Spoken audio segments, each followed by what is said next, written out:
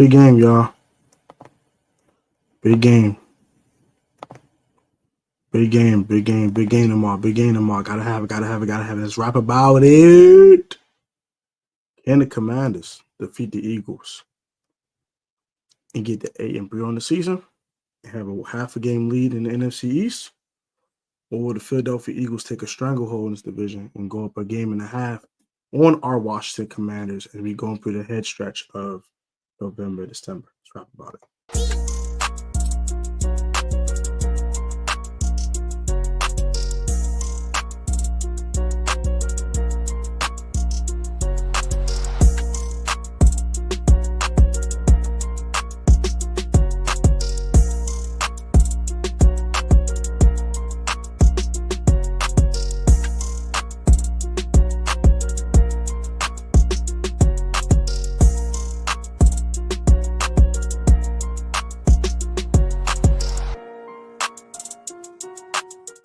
Welcome back to the PSN Commanders Network. It's your boy Tonka A Tech. I'm back on the video. If I get to an AGT, your glory to God.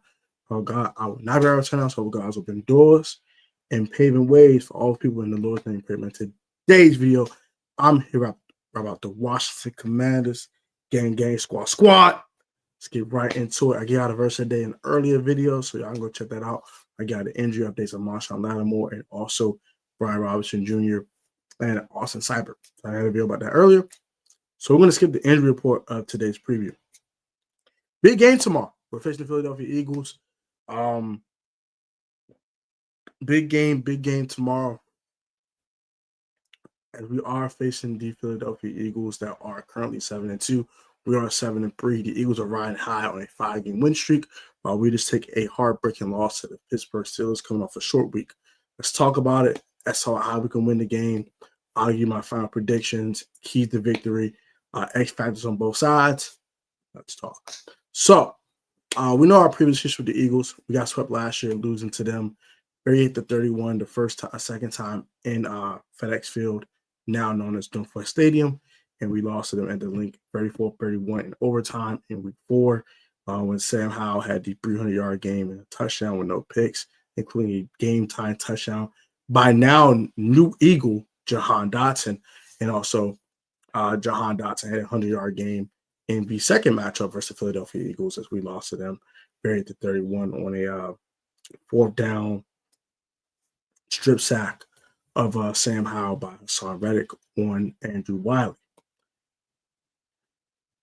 2022, we split with the Philadelphia Eagles. We beat them in the link, and they beat us in FedEx, I believe. Did we lose in FedEx? I believe we lost. I believe we split. We played early in the season. I think we lost that game at FedEx Field. I mean, we beat them, and on Monday Night Football in 2022, ran the ball 50 times with Antonio Gibson and Brian Robinson Jr., all that good jazz. So we split with them 2 years ago. They swept down last year. We're never afraid to go to the link. We beat them in 2016 2015 to make the playoffs. We beat them in 2012 to make the playoffs in the link. We beat them in 2020 in Week 17 to make the playoffs. We have beat them in the link. I'm not ever afraid to go to the link. As a fan, I'm not going to the link. I'm sorry. I'm afraid to go to the link as a fan. Our team is not scared to go to the link and win a game, however. So I'm not scared to go to the link tomorrow.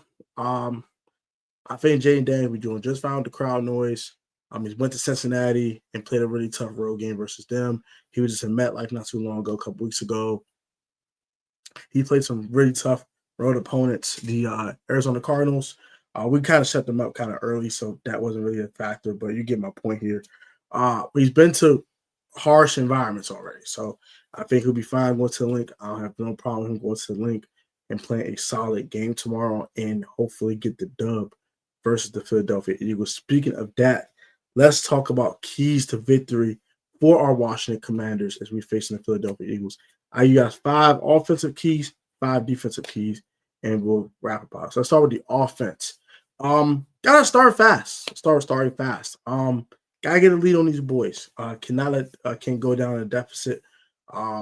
They have feasted off having leads against teams, i.e. the Jaguars game, i.e. the game versus the Cowboys. They jumped on them and they never looked back. So we cannot let them go up on us early.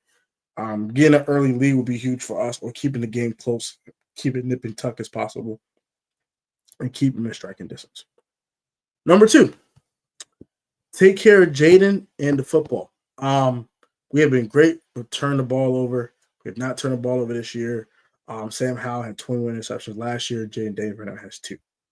That's why we're 7-3 right now instead of being 3-7 or 4-6 like we were last year with Sam Howell. We weren't turning the ball over, which is huge. So, taking care of the football and taking care of Jaden. So, we got 3 guys that are questionable: Andrew Wiley, Cornelius Lucas, and also Brandon Coleman. All 3 of our tackles are questionable, with 2 with shoulder injuries, 1 with an ankle injury.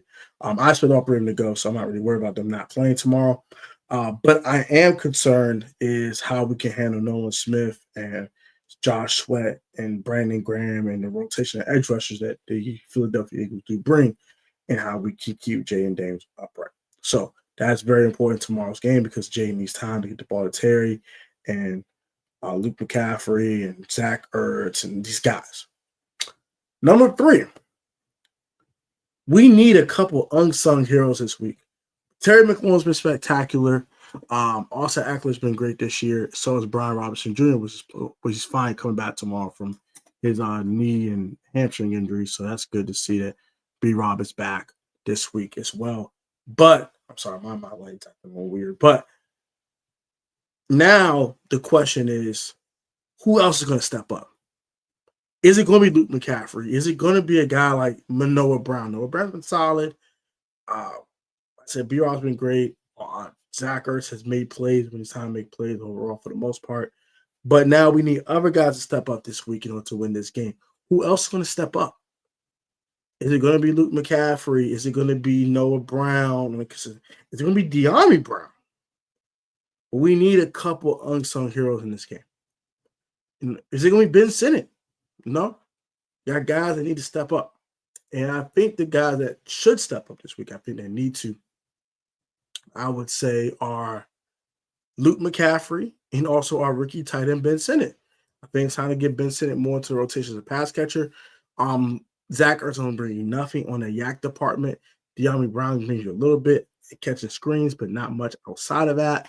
And then Noah Brown's bringing a lot of yak. He had a nice slant that went 45 yards versus the Giants, but he doesn't bring you a lot of yak either outside of the occasional thing. And the only one that brings you some consistent yak is Terry.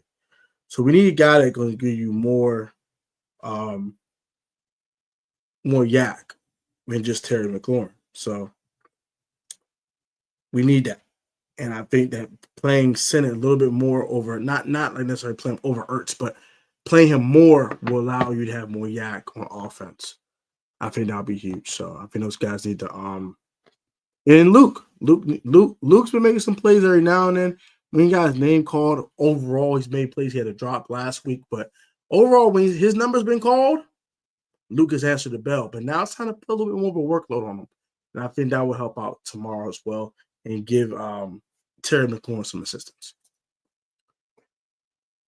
That was the 3rd offensive key. 4th offensive key, stick to our identity, please, for the love of God. I do not want Jaden Davis throwing ball 40 times tomorrow. Run the football. Stick to your identity. Run the football. And number 5, red zone woes. We have to score in the red zone. I think we were like 3 or 5 last week. We were 3 or 6 the week before. We had not consistently scored in the red zone enough. We have to end that. We have to score in the red zone. Have to finish touchdowns. Let's finish drives with touchdowns and not field goals. Field goals don't win games. Touchdowns do. We got to get in the end zone. Field goals win games and game with situations, of course. But when I'm talking about in the red zone, you kicking red zone field goals is not going to win you ball games. Red zone touchdowns help you win games. So we got to finish drives with 6 and not 3, please. That would be huge. Defensive keys. First of all, the perimeter run game is going to have to be the thing we want to stop. We've been great with runs up the middle with Deron Payne, Johnny Newton, and the linebackers. But now we're going to be better with the perimeter run game. The guys, teams like The Panthers, they had a little bit of success offensively. They ran the ball outside. Same with the Giants a little bit too. They ran it inside and outside. They got it everywhere. Even the Cardinals back in week 4, they had 170-yard rushing. A lot was perimeter runs. So in last week with the Steelers, they were running on the perimeter and just eating us alive. And we could set the edge in the run game. We have to set the edge in the run game. And now let's say Saquon Barkley get outside. Once he gets outside, guys like Mikey Salmon still want to tackle him. And they're not going to tackle Mikey and Jeremy Chin and Quan Martin ain't getting that behemoth on the ground. Okay? So we got to set the edge in the run game, and our 250, 300-pound guys need to get Saquon on the ground and not our 150, 165-pound Mikey Salmon still and our 200-pound Quan Martin, 205 Jeremy Chin. We need to get the big guys to get Saquon on the ground. First and foremost. Number 2, bracket coverage A.J. Brown and put your best corner on Devonta Smith. So the way I would attack it is I'm going to bracket coverage A.J. with a safety, primarily probably Quan Martin, who's the best coverage safety in our room. And then after that, I'm going to put my best corner, which is Mikey Salmon still right now, on Devonta Smith. Because if you're putting your second best corner on Smitty and you're putting Mikey on AJ going to just tear you apart. I'm going to tell you right now. I love Mikey. Mikey's been playing extremely well. The height and the physical disadvantage will catch up with him because that's how physical AJ Brown is. So I'd rather just put St. Juice on him. I know it. 25 has been terrible. I get it. But 25 has had a good history versus A.J. Brown at times. The 2022 game we went on Monday Night Football, he had A.J. had 1 catch for 7 yards. And most was on St. Juice. So, but that 2022 St. Juice was actually playing good football. I don't know who this guy is. So, maybe a bracket coverage with St. Juice and Quan will help out a little bit.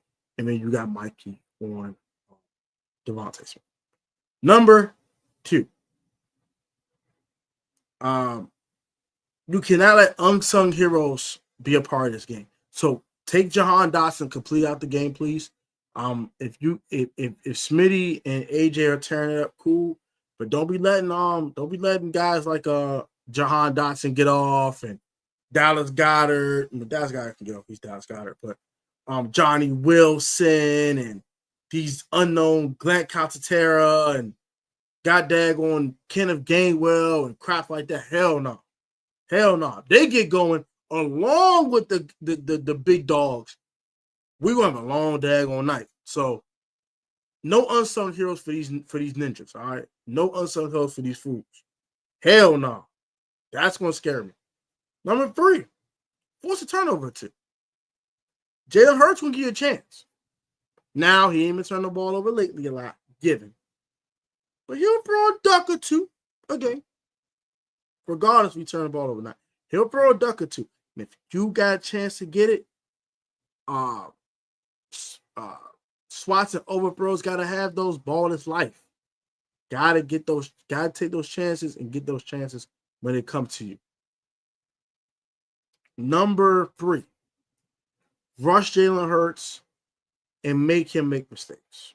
It don't necessarily be an interception, but an overthrow, a bad throw on 3rd down, which causes a punt, things of that nature, and keep them in 3rd and long is number 4 because they are a 4-down football team.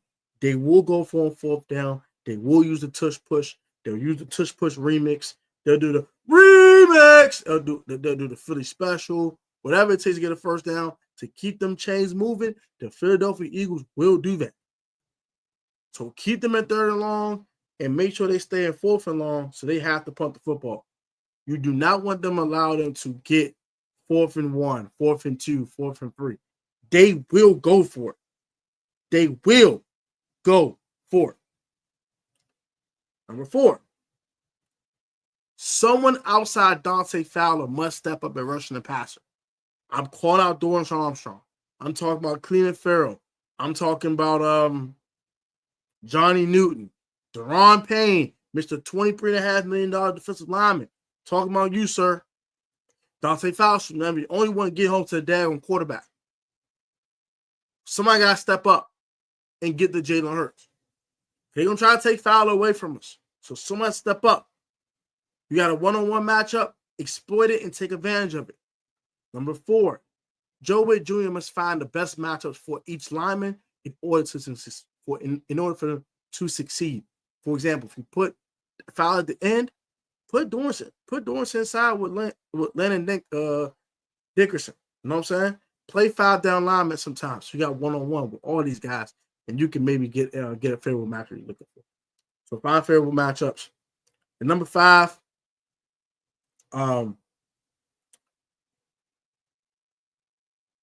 they get in the red zone, try to hold them to a field goal or 2 during these red zone trips.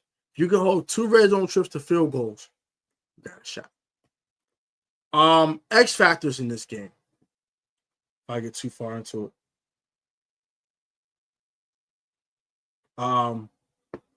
Start with the road team, the good guys. X factor for me is Luke McCaffrey offensively for me this week. So let's step up outside Terry McLaurin, and it seems like Luke's been getting open. So it's time for Luke to reap the benefits of him getting open and actually making some catches this week. So hopefully Luke McCaffrey can have a couple of clutch catches in this game, keep drives alive. When his number is called, he makes some plays. Defensively for me is Dorrance Armstrong. You know, he's been very quiet lately, and it's time for him to step up and make some plays. So those are my 2 X factors for the Commanders. And the Eagles for me is Nolan Smith. He's been playing great football. He gets to the quarterback. He's super athletic. He could maybe cause some problems for one Andrew Wiley coming off that shoulder injury. We'll see how Andrew Wiley looks, but he's been very solid this year. Hopefully, he lock up Nolan Smith. And I'll also put Nakobe Dean in that as well. He's been a super athletic linebacker. He had that crazy interception versus the Jacksonville Jaguars in that game. So something you want to keep in mind, something want to keep in the back of your head.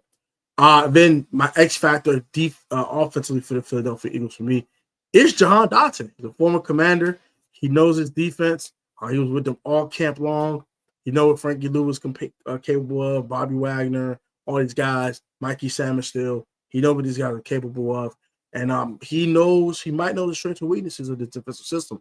So maybe he might get a clutch catch or 2 or something like that can sway the game their favor or our favor.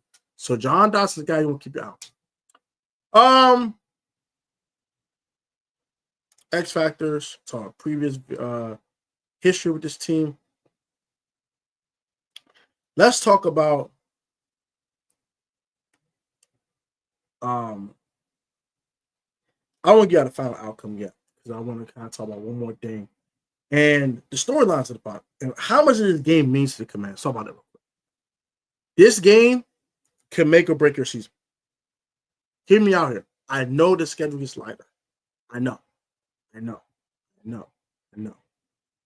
After this, you got 10-day rest. Then you play the Cowgirls, and then you play the Titans. Well, to remember the Titans, because we won't remember them pretty soon. They're going to be sent to the shadow run pretty quickly. But though that is the case, that does not mean that you can rest on your laurels and lose this game. Losing this game will cost you a whole game of position in the division. You lose this game, now you're a game and a half back, and they create some separation from you. And if you win this game, you go up half a game. So that's a whole 2-game swing if you win or lose this game. And going 8-3 will guarantee you probably a 12-win season and more than likely the 2 seed in the NFC playoffs. As if you lose this game, you're probably like an 11-win team, and you're probably going to be the 6th seed or even the 7th seed in the NFC playoffs. And you might play these same daggone Eagles week 1 of the playoffs and Super Wildcard weekend at the link. I don't want that. You don't want that. So, huge game for the Commanders. I think it's a bigger game for Washington in Philadelphia. We always get up for Philadelphia. No matter if it's Sam Howard quarterback, if it's Carson Wentz. Well, Carson didn't play well in that one game we had versus his former team. But nonetheless, Taylor Heineke, Dwayne Haskins Jr., we played him in 2019. We gave him a tough game, both those in that matchup. Case Keenum. So it doesn't matter who's the quarterback of the Washington Redskins football team Commanders. We get up for Philly.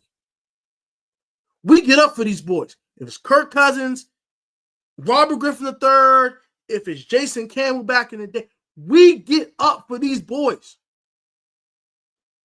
So I expect the same mentality, but even more intensified tomorrow because the coaching staff going to have these boys locked in and ready to play some daggone football tomorrow. But we get up for Philly regardless of the regime, whatever's going on. We play Philly tough. And I expect the same damn thing tomorrow. Excuse my French. God, please forgive me. I expect the same expectation tomorrow to give Philly a hard time and give them a tough game tomorrow. So let's get to the final outcome if I get out of here. So I'm not gonna hold you guys too long here.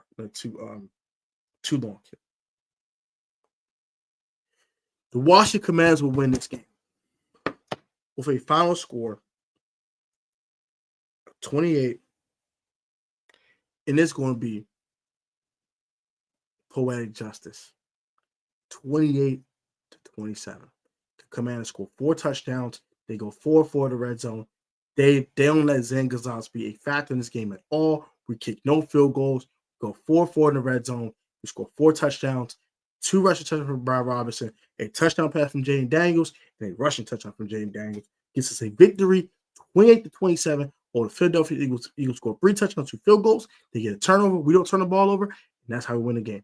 We get 1 turnover, and we get a touchdown out that 1 turnover, and that's the difference between losing the game and winning the game. That's what I have. I have 28-27 Commanders upsetting the Eagles at the link to go to 8-3 in the season. And poetic justice, we lost 28-27 last week, 3 days ago versus the Pittsburgh Steelers. Now the roles will be reversed. We will win 28-27 to advance to 8-3 on the season, get our 10-day rest, and get ready for the Dallas Cowgirls coming to town in Week 12 on November 24th. That's going to do it for today's live stream. Hope you guys enjoy it. Like, comment, subscribe. What are your thoughts on the Philadelphia Eagles Washington Commanders game? Put your final scores in the comment section down below. Have a great one. Comment your thoughts on this video. Let me know what you guys think about my keys to victory. Any other keys to victory you may have. Anything else you want to discuss, comment down in the comment section down below. Like, comment, subscribe to PSM Commanders Network if you haven't done so. I love y'all. Y'all be easy, be safe, stay healthy. Hail to the Washington Commanders. And always remember, you're not the most athletic or talented in your sport of choice. As long as you're professional, on and off the field, and technically sound, you stay prayed up, and also exude great sportsmanship. You will always overcome like a talent, athleticism through hard work and dedication, man. Protect fans for always. That's the OGs. The OGs know about that outro. Now, guys, be easy, be safe, stay healthy. I love y'all, man. May the Lord bless y'all all a special way. Let's all get a good night's sleep. May all of us wake up tomorrow in Jesus' almighty name we pray. And let's get this done tomorrow as we clipping some wings, deep frying them, and we eating cooked eagle tomorrow. Bald eagle. Till next time, I'm Eagle Hunting.